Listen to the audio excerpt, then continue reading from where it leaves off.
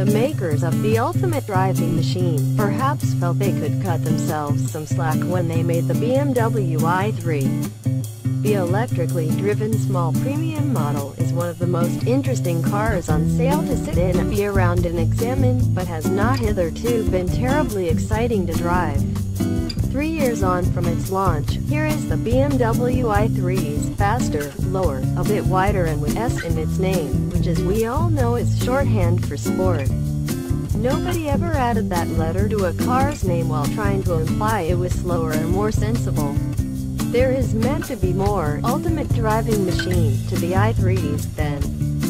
So it has an additional 13 bhp, now reaching 181 bhp, and 15 pounds-feet, now at 199 pounds-feet over the conventional i3, although it is backed by the same 33.2 kWh battery.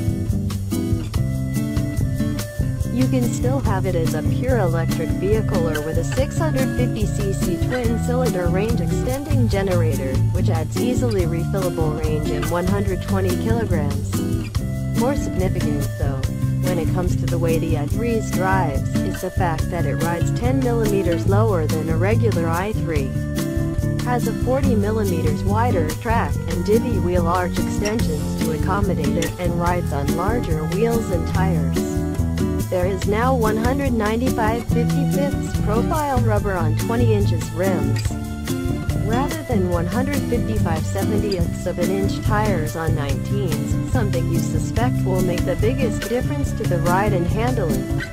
Elsewhere, the i3's package remains much the same. It's a rear-engined, rear-motored, rear-drive vehicle with a funky interior, constructed in places from unusual materials.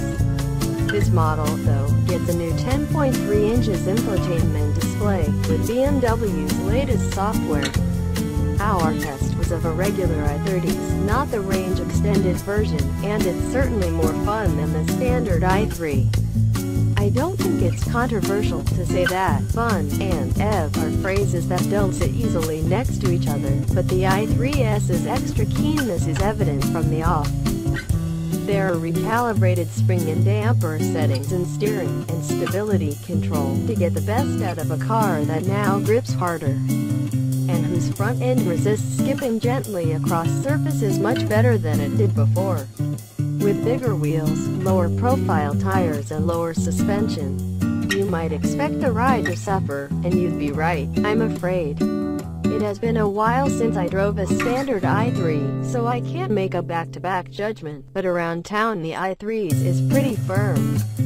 It's not uncomfortable and it takes the edges off hard lumps, but it's tall and even with a lowish center of gravity.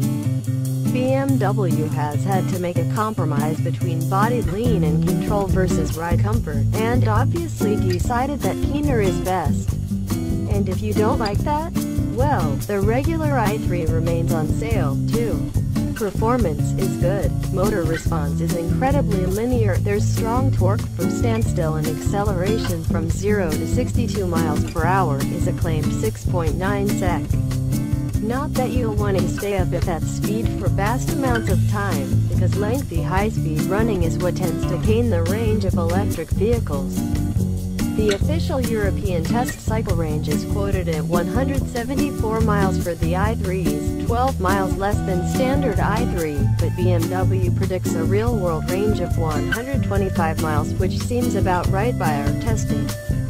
Bear in mind that it'll be less than that when it's cold.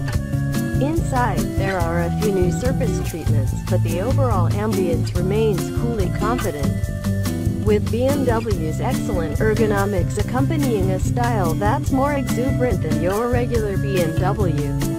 It's airy, too, with good visibility, and it gets a lot into quite a small space.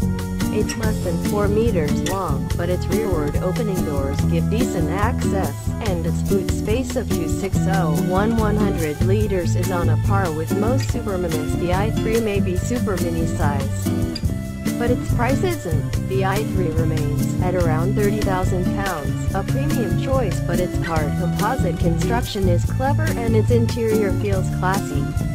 After your electric vehicle rebate, running at 4,500 pounds is i3s, and i3s is a 32,475 pounds car, or 35,625 pounds, with a range extender that would hugely improve its usability by adding up to 93 miles to its between fills range on means you can refuel on the go.